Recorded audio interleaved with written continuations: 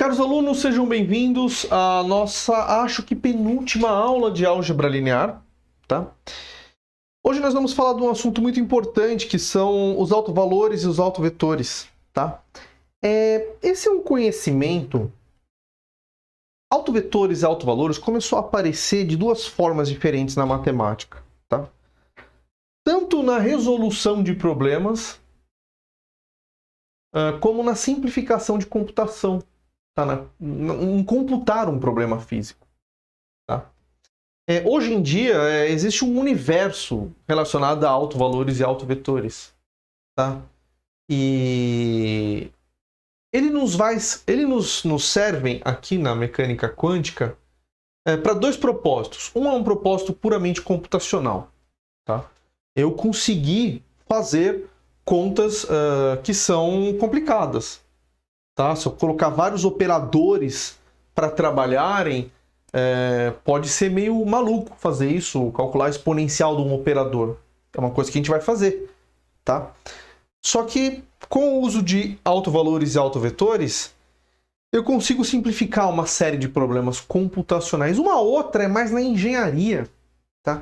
Essa é muito pouco comentada, mas autovalores e autovetores, eles permitem que nós tenhamos uma certa imprecisão no nosso experimento, ou no que nós estamos trabalhando, nos nossos inputs. Porque essa imprecisão que nós vamos colocar nos nossos inputs, ela não vai sofrer uma dilatação, tá? Muito grande. Então, a propagação de erros é mais comportada quando nós trabalhamos com esses conceitos. Essa segunda parte eu não vou poder tratar aqui com vocês, mas eu achei que seria válido para vocês perceberem. Tá? Autovalor e autovetor é uma coisa que está relacionada a uma transformação linear. Tá? Basicamente, você está interessado em saber qual é... Dado uma transformação linear num vetor, existe algum vetor lá dentro, desse espaço que essa transformação está definida, que o resultado dele seja proporcional a ele? Tá? Ou seja, essa transformação ela vai transformar os vetores, sei lá de que forma, mas tem algum vetor lá dentro que ela vai apenas só dilatar ou contrair esse vetor? Ela não vai mudar a direção dele? Existe? Tá? Essa é a pergunta que nós queremos responder. Então, o livro define aqui, seja T de V em V uma transformação linear. Então, podemos procurar vetores não nulos satisfazendo essa equação aqui, ó. Que a transformação em V seja lambda de V. Se a gente encontrar um V que satisfaça essa igualdade, esse V é um autovetor. E esse lambda é um autovalor associado a esse autovetor. Agora perceba que ele pediu que esse V seja não nulo. Por quê? Porque se o V for nulo, você vai ter um monte de autovalor associado ao zero. E outra, qual que graça tem a transformação do zero chega no zero do outro lado, no outro espaço? Tá? Ou no próprio espaço. Então a gente exclui o vetor nulo porque ele é degenerado, ele teria infinitos autovalores. Tá? Então a gente acaba excluindo e na própria definição a gente utiliza esses vetores não nulos. E aqui no exemplo 4, ele dá uma transformação, ele dá um exemplo de uma transformação. Tá? Por exemplo, pega a transformação P, que P vezes P é igual a P. Então vamos encontrar quem são esses autovetores, tá? Ou autovalores. Então, partindo aqui dessa igualdade, tá? Escrevendo de trás para frente, eu consigo escrever aqui P vezes P, porque P é igual a PP. Tá? Esse PV, eu utilizo a primeira igualdade e eu chego numa relação que isso aqui é satisfeito sempre que esse lambda for igual a lambda ao quadrado. Tá? Então, sempre que eu tiver essa relação, eu vou satisfazer essa igualdade. Tá? Lambda ao quadrado é igual a lambda, é um polinômio de segundo grau. A gente sabe que ele sempre tem duas respostas, tá? E elas são 0 e 1. Tá? Então, o que ele diz aqui? Podemos concluir que uma projeção que satisfaz a relação acima só admite como autovalores 0 e 1. Tá? Então, a projeção ela só tem esses dois autovalores, não tem outro tipo de autovalor. Tá bom? PP igual a P é uma projeção, né? Quando você faz a projeção de um vetor numa base, você vai ter um número. Se você fizer de novo a projeção dessa projeção, não tem como dar outra coisa. Você já derrubou. É a sombra do vetor na base. Então, a sombra da sombra é a sombra. Meio esquisito isso que eu falei, mas faz todo sentido. Aqui, então, a gente vai dar uma olhada nos autovalores e autovetores de transformações hermitianas. Tá? Então, só para lembrar, uma transformação linear é hermitiana se a conjugada dela é igual à transformação. Então, os autovalores e autovetores adquirem propriedades interessantes que investigaremos aqui. Acerca dos autovalores, temos o seguinte resultado. Vamos analisar o que os autovalores e autovetores nos informam nas transformações hermitianas. Tá? Se T é hermitiano, então seus autovalores são reais. Então ele está afirmando. Vamos demonstrar. Então primeiro ele escreve aqui a equação, tá? Para encontrar os autovalores e autovetores. E aí, a gente sabe também que se a gente escrever esse produto interno, tá? E agora substituindo, né? TV é igual a lambda V, tá? Então tá escrevendo aqui lambda V. Eu também posso agora inverter, eu posso tirar esse lambda para fora e ele sai conjugado, tá? Por outro lado, o que eu posso fazer? Eu posso jogar esse T aqui para o lado, essa matriz hermitiana, então a matriz adjunta é igual a ela, tá? Tiro o meu lambda para cá e da propriedade de produto interno, quando esse lambda sai do produto interno na segunda entrada, ele sai normal, ele não sai conjugado. Tá? Então eu igualo essas duas equações e com isso eu provo que o lambda tem que ser igual ao conjugado dele. Então só tem uma opção disso. Quando um lambda é sempre igual ao conjugado dele, o lambda é real. Então aqui sai uma primeira oportunidade também, tá? Que eu não vou comentar agora. Mas uma primeira propriedade. Os operadores hermitianos possuem autovalores reais. E isso está relacionado com o que nós medimos no laboratório. Nós vamos ver isso mais para frente. Quando a gente mede algo no laboratório, esse algo é sempre um número real. Tá? Por quê? Porque o operador que está associado àquele estado que eu estou trabalhando, estado quântico, ele vai me dar como resposta uma coisa real. Tá? Uma energia, um momento angular, etc. Tá bom? Teorema 2.9. Se T é hermitiana e U e V são autovetores associados, respectivamente, aos autovalores distintos lambda e U, então esses autovetores são ortogonais. Isso aqui é uma propriedade muito importante, olha só. Então, se ele falou que você tem dois autovetores de uma transformação com autovalores diferentes, então esses autovetores são ortogonais. Tá? Isso começa a dar algumas ideias para a gente. Vamos provar isso, né? Então, primeiramente, ele pega aqui e faz o produto interno de TV com U, utiliza, né, a propriedade do que é a definição de um autovetor, tá? E ele tira para fora esse lambda. A gente já sabe, tá, que esse lambda é real, então nem sai mais conjugado. Ó, aqui saiu conjugado porque eu não sabia. Aqui já sai real o lambda porque eu já sei, já provei anteriormente. Por outro lado, ele pode jogar esse T na segunda entrada, né? Ele é hermitiano, ele é igual a hermitiano, né? A adjunta é igual a ele. Ele pode aplicar aqui também a definição de autovetor, tá? E aí, nessa segunda entrada aqui, ele sai conjugado, tá? Porém, como esses autovalores são reais, tá? A gente utiliza o valor real. Tá estranho isso aqui, eu tô com um pouco de dúvida se sairia... Esse passo aqui não tá muito certo não, tá? Por sorte, eu já separei algumas propriedades.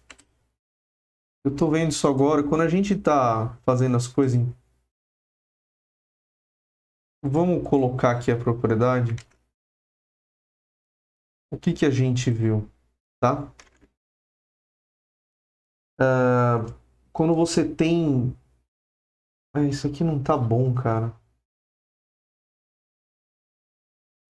Ó, essa passagem aqui tá errada, tá? Que não existe. Ó, a gente vê essa propriedade, tá? Então, vocês vê quando eu tô dando aula, às vezes eu descubro algumas coisinhas. Isso aqui não tá certo, tá? Então isso aqui a gente apaga.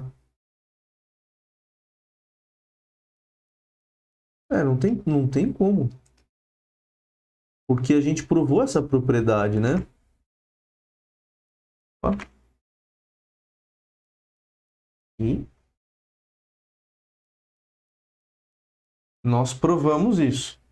Na segunda entrada, eu saio normal, tá? Então aquela passagem não tá certa, tá bom? Então, igualando as duas expressões, tá? Eu vou ter essa igualdade. E como esses caras são distintos, tá? Temos necessariamente que esse produto aqui tem que ser zero, tá? Para essa igualdade valer. Ou seja, esse cara, se ele é zero, isso é a definição de que U e V são ortogonais. Vamos ver se a gente tem se T é hermitiana, ver se são dois autovalores associados aos autovalores distintos, tá? Tá aqui na descrição, na hipótese, que os autovalores são distintos. Então, para isso aqui valer, para essa igualdade valer para qualquer lambda e qualquer U, então aqui dentro esse produto tem que ser zero. Só é zero se esses caras são ortogonais. Tá bom? Vamos lá. Bom, então vamos aqui tratar de um dos teoremas mais importantes da álgebra linear e da análise funcional, que é o teorema espectral, tá? Ele fala o seguinte: o resultado prático dele é você conseguir escrever uma transformação linear em que só tenha elementos na diagonal da matriz que a representa. Esse é o barato do teorema, tá? Então vamos ver como é que o professor define aqui. Dado uma transformação hermitiana T, é possível encontrar uma base ortonormal, B, para o espaço vetorial formado por autovetores de T. Além disso, se lambda I é autovalor associado ao autovetor VI, então eu consigo reescrever a minha matriz hermitiana como soma dessas projeções em VI. Esses VI são aquela base ortonormal formada por autovetores de T. Então, resumindo, eu tenho uma transformação. Eu consigo, com esses autovetores, criar uma base ortonormal para o meu espaço que ela está definida. E eu vou conseguir escrever a minha transformação como se fosse uma decomposição nesses vetores. Tá? E agora vem uma definição. Dizemos que uma transformação linear T é diagonalizável se existe uma base para o espaço vetorial em que a matriz que a representa T é diagonal. Definição de matriz diagonal, só tem a diagonal ali, os outros termos são todos zero.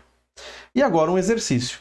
Mostre que quando podemos encontrar uma base para o espaço vetorial formada por autovetores de uma aplicação T, então ela é diagonalizável. Em particular, mostra que todo operador hermitiano é diagonalizável.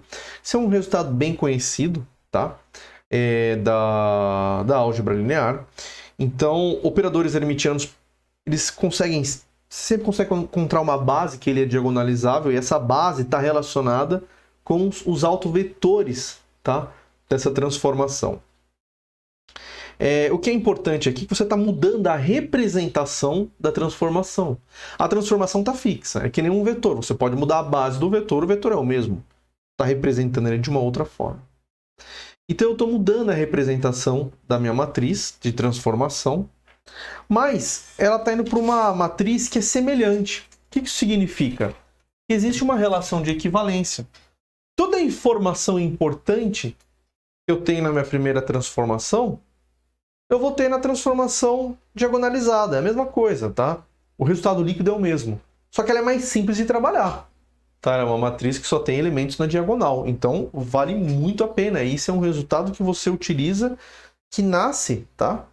Da ideia de autovalores e autovetores. Tá bom? Então, vamos agora a uma outra definição. Veja que agora eu estou fazendo... a aula está indo mais rápida, porque eu estou pegando o conteúdo do produto interno e estou fazendo um monte de definição, provando o resultado. tá? Tudo isso também nós vamos ver a aplicação, tá bom? Então vamos a uma definição de operadores positivos. Dizemos que um operador T em um espaço vetorial V com produto interno é positivo se para todo V em T não nulo vale essa propriedade, tá? Se valer isso aqui, o operador é positivo. Também posso definir um semidefinido, tá? Positivo semidefinido é quando tem um sinal de igualdade. Quando T é positivo definido, escrevemos T é maior que zero. E quando ele é semidefinido, escrevemos T maior ou igual a zero. Aí um exercício. Mostre que os autovalores de um operador positivo são todos positivos, tá? E ele também mostra um teorema que as duas afirmações são equivalentes. Quais as afirmações? Essas daqui. T é autoadjunto e todos os seus autovalores são números reais positivos.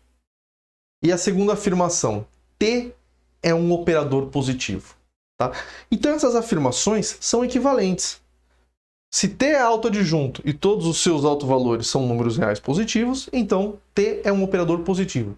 Se T é um operador positivo, então T é autoadjunto e todos os seus autovalores são números reais positivos. Então, o barato aqui da demonstração é provar que você chega de uma em outra, tá? Eu acho que eu deixei alguma anotação aqui. Aqui, ó. Se tem um operador positivo, tá? Eu vou chamar agora umas anotações que eu deixei aqui para a gente poder mexer um pouquinho melhor. Então, vamos fazer a demonstração.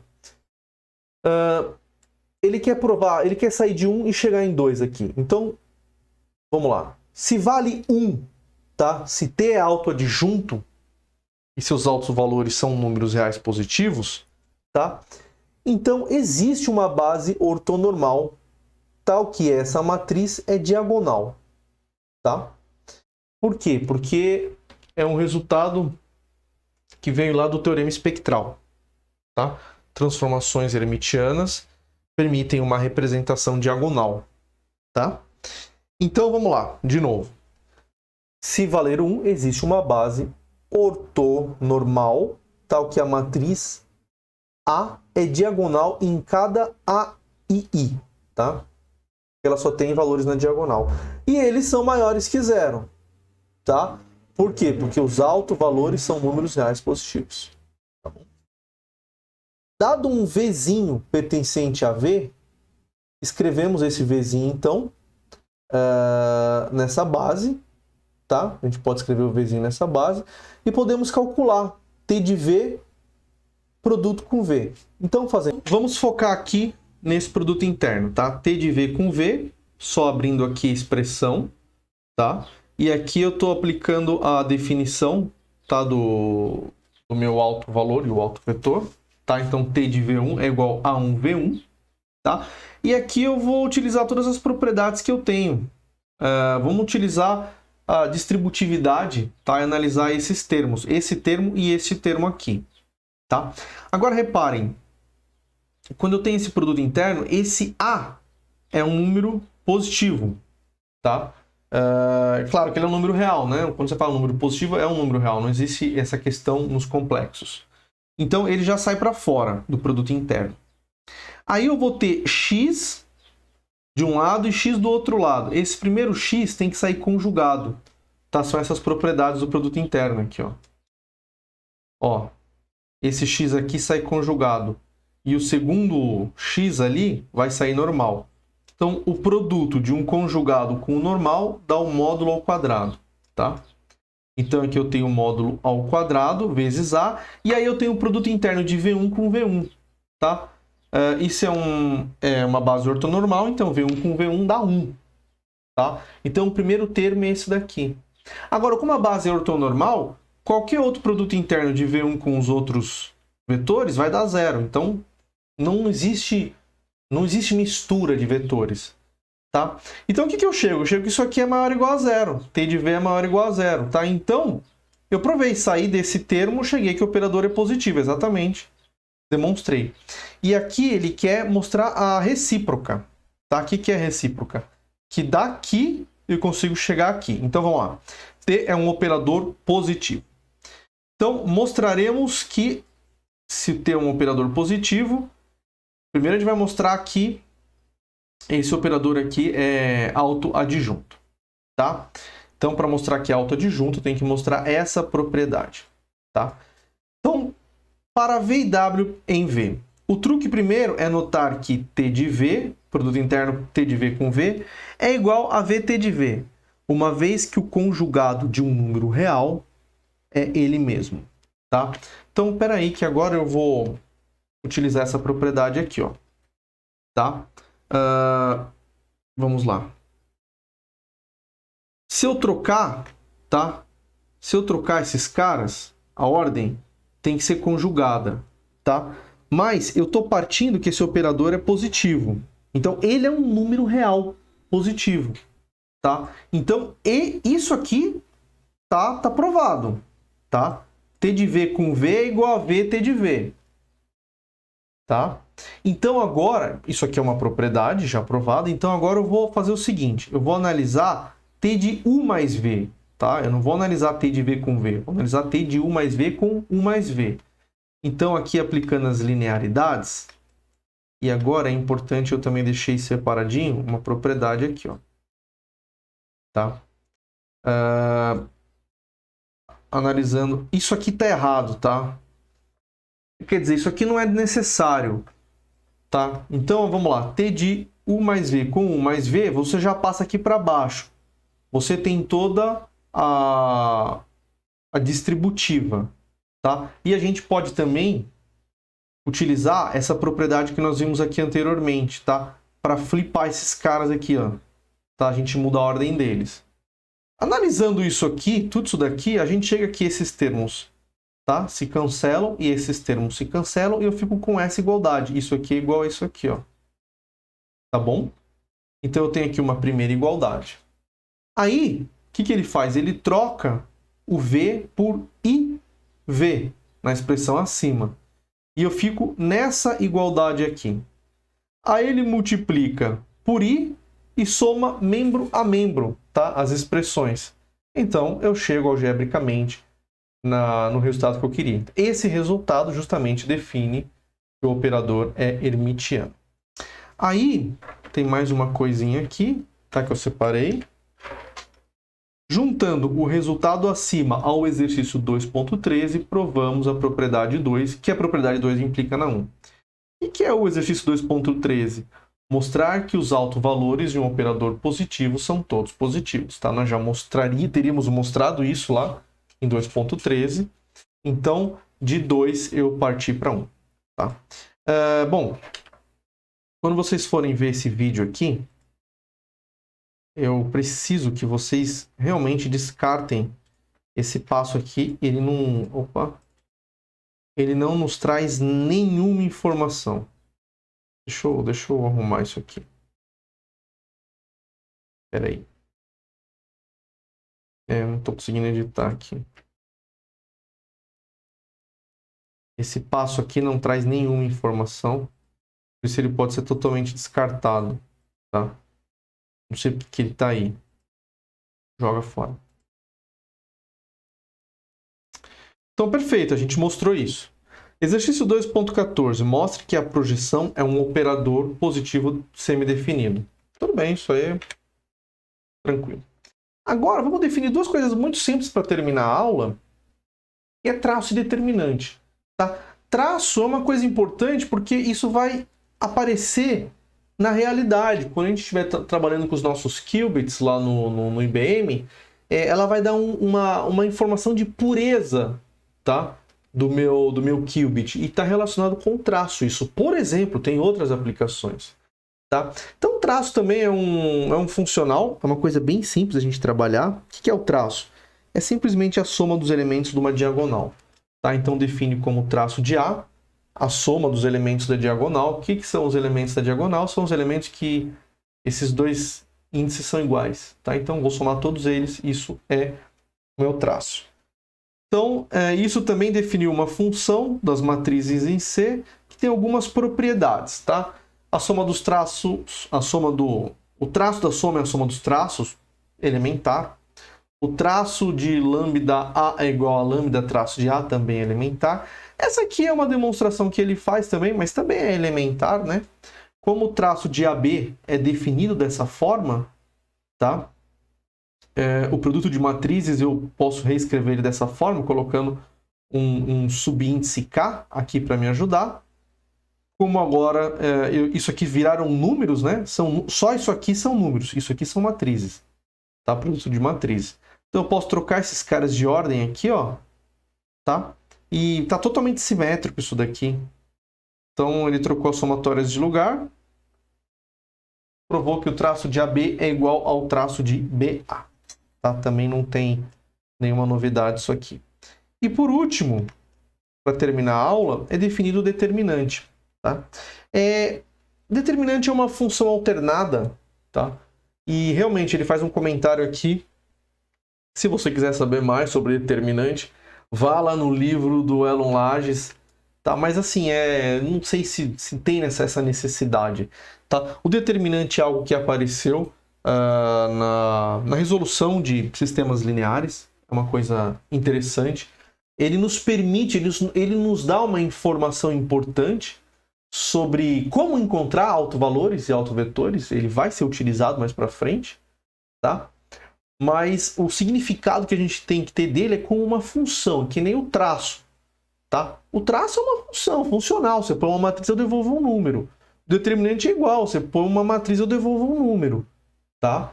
Ele tem utilizações, aí tem gente que quer identificar ele com uma área de um paralelogramo, volume e tal. Eu acho que isso daí é desnecessário, para ser honesto, tá? Eu acho que você tem que enxergar que ele é uma função alternada, só isso. Quando você troca a ordem dos elementos que compõem essa função, ela vai mudando o sinal da função, tá? Então aqui ele só define que, por exemplo, o determinante para um sistema 2x2, que tipo você sabe, né? É dado por essa expressão. Quando você está resolvendo um sistema linear, tá? Isso vai aparecer na sua frente. Resolver um sistema linear 2x2, esse número vai aparecer é um número, tá? Ele vai aparecer num denominador, tá? Agora, ou seja, se esse determinante for igual a zero, o seu sistema não tem solução, não dá para dividir por zero, isso acontece naturalmente. Então a ideia do determinante é simplesmente uma generalização, tá? Para matrizes maiores, e aí você pode ter vários métodos interessantes para calcular ou usar puramente a definição, tá? Que é uma coisa meio louca. Mas o que importa é o seguinte: o determinante de uma transposta é igual ao determinante da dela, tá? Quando você pega uma matriz e você escala ela, tá? O determinante ele vai ser multiplicado por lambda n se a matriz for n por n, tá? E eu acho que ele não comenta aqui, tá? Mas a matriz ela tem que ser n por n, tá? As matrizes n por n, ele comenta aqui, ó. O determinante de AB é igual ao determinante de A vezes B, tá? Isso aí você pode, se quiser procurar demonstração disso, tá no Elon Lages, tá? Mas eu acho um pouco desnecessário. Se você quiser fazer para o sistema 2x2, aí é bem tranquilo. Uma outra, agora, para concluir, tá? Eu consigo utilizar essa ideia de determinante para achar os meus autovalores, tá? Porque quando eu estou calculando um autovalor, o que eu quero fazer? Eu quero encontrar essa equação aqui, tá? Se eu jogar esse lambda v por outro lado da igualdade aqui, ó, eu posso reescrever meu sistema dessa forma. Isolando v, tá? De um lado aqui eu tenho a matriz e do outro lado aqui eu tenho a matriz identidade, tá? Tá certinho que eu escrevi.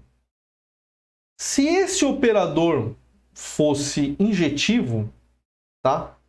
Só o vetor nulo aqui chegaria no vetor nulo aqui. Aqui é um vetor, tá? Isso aqui é um vetor. Então, só o vetor nulo aqui chegaria no vetor nulo aqui, tá? Se fosse injetivo. Por quê? O mapeamento injetivo é de 1 para 1. Tá? Mas eu estou justamente querendo procurar os vetores V que não são nulos, tá? Então, ou seja, eu tenho um mapeamento que não é injetivo. Quando a gente tem um mapeamento que uma função que não é injetiva, ela não tem inverso. Tá? Se eu tenho dois números que chegam no mesmo resultado, não tem inversa. A inversa tem que ir para 2, não tem. Tá? Inclusive, é um exercício interessante mostrar isso. Então, se isso aqui não tem uma inversa, essa matriz aqui tem que ter um determinante igual a 0. Tá? Então, o que ele prova aqui? O que ele fala? Que realmente encontrar esses vetores, tá? passa